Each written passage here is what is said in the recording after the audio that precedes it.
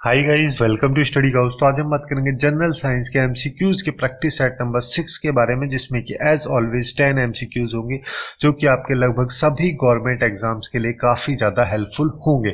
और as always ये सारे एमसीक्यूज हिंदी और इंग्लिश दोनों मीडियम में आप सबके लिए अवेलेबल होंगे। इसके जो बाकी सेगमेंट्स हैं उनका लिंक या तो ऊपर आपको आई बटन में मिल जाएगा, फिर नीचे डिस्क्रिप्शन में भी जाके आप लोग इसके बाकी सेगमेंट्स को चेकआउट कर सकते हैं।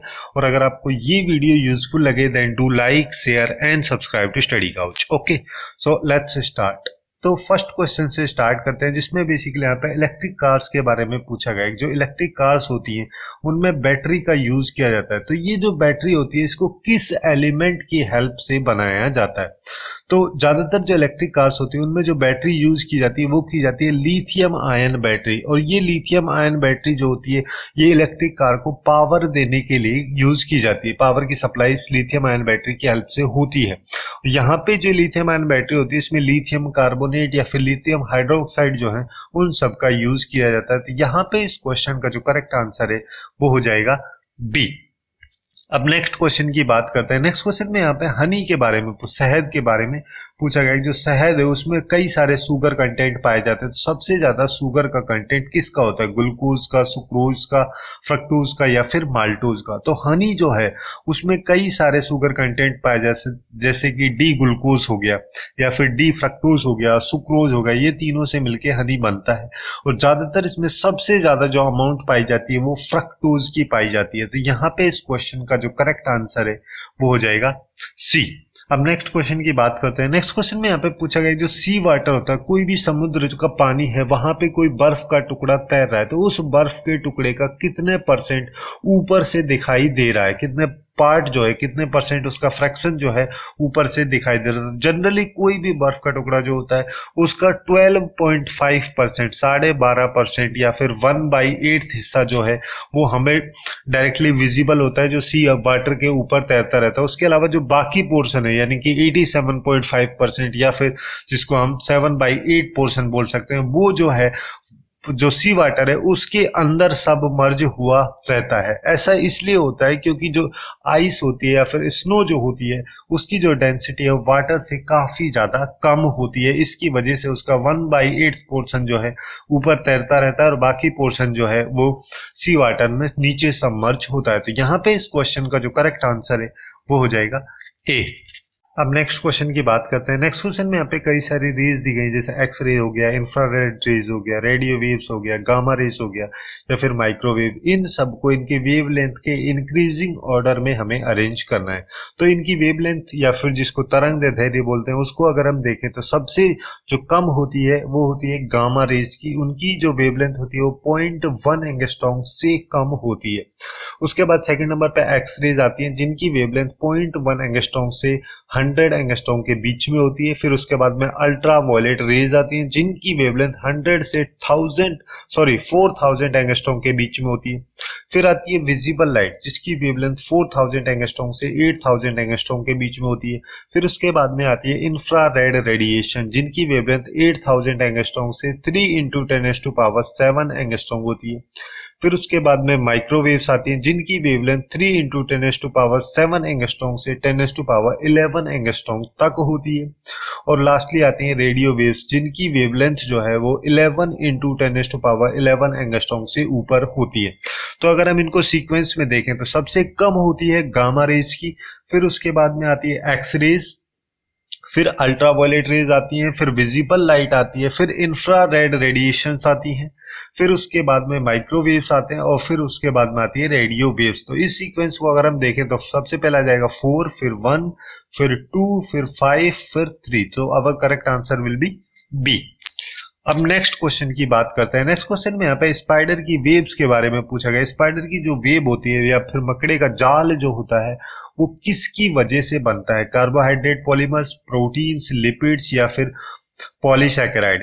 तो स्पाइडर जो होता है उसके द्वारा किया जाता है कि उसकी जो खुद की सिल्क जो होती है जिसको उसकी रेशम के नाम से भी जाना जाता है उसकी वजह से उसके द्वारा ये वेब या फिर जाल बनाया जाता है। और ये जो खुद की इसकी सिल्क होती है ये प्रोटीन की बनी होती है। तो बेसिकली जो स्पाइडर का वेब होता है वो प्रोटीन का ही बना हुआ होता है।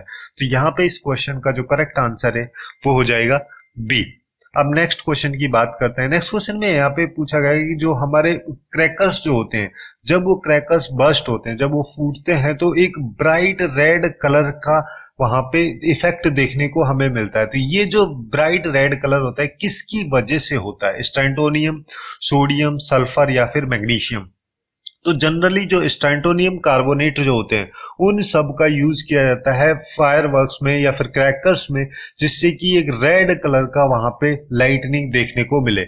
और कुछ फायरवर्क्स जो होते हैं उन सब में ऑरेंज फायरवर्क्स भी जिनको हम बोलते हैं, उन सब में कैल्शियम क्लोराइड का यूज किया जाता है, जिससे कि ऑरेंज कलर का वहां पे इफेक्ट देखने को मिले।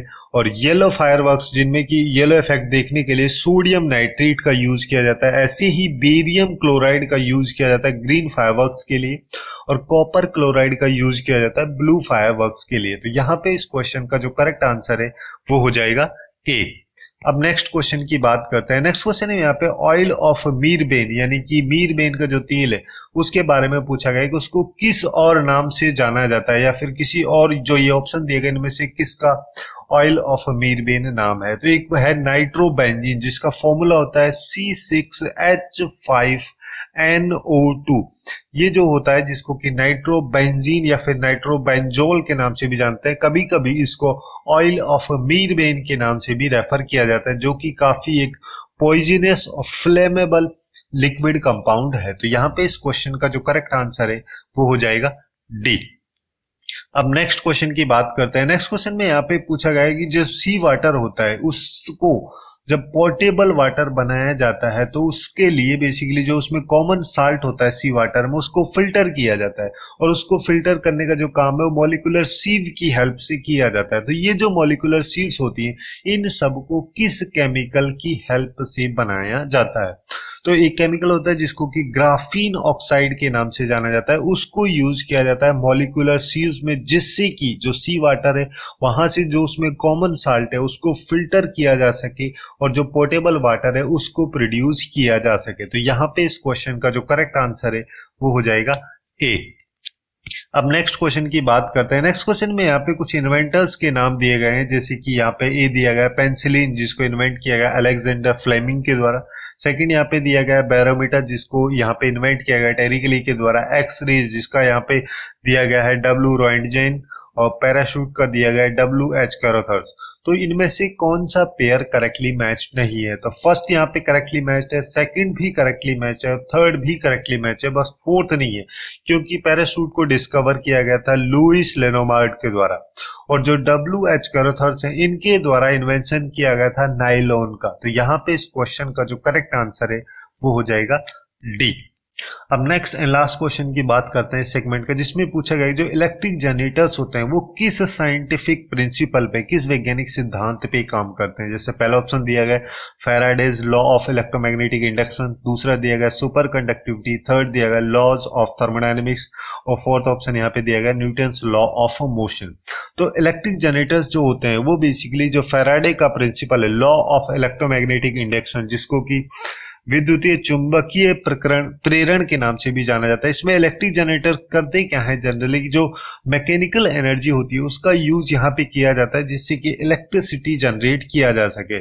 और जो यही चीज जो है वो फैराडे का लॉ ऑफ इंडक्शन जो है उसमें बताई जाती है कि एक कॉइल जो होती है उसको स्पिन किया जाता है एक कांस्टेंट रेट पे एक मैग्नेटिक फील्ड के अंदर, जिसकी वजह से जो इलेक्ट्रिसिटी है उसको जनरेट किया जाता है। तो यहाँ पे इस क्वेश्चन का जो करेक्ट आंसर है वो हो जाएगा ए। ओके, तो यही थे कुछ इंपॉर्टेंट एमसीक्यूज जनरल साइंस की जो प्रैक्टिस सेट 6 है उसके बारे में। सो आज के लिए बस इतना ही। Hopefully you guys find it useful, and if you find it useful then do like, share and subscribe to study Couch. Thanks for watching and have a good day.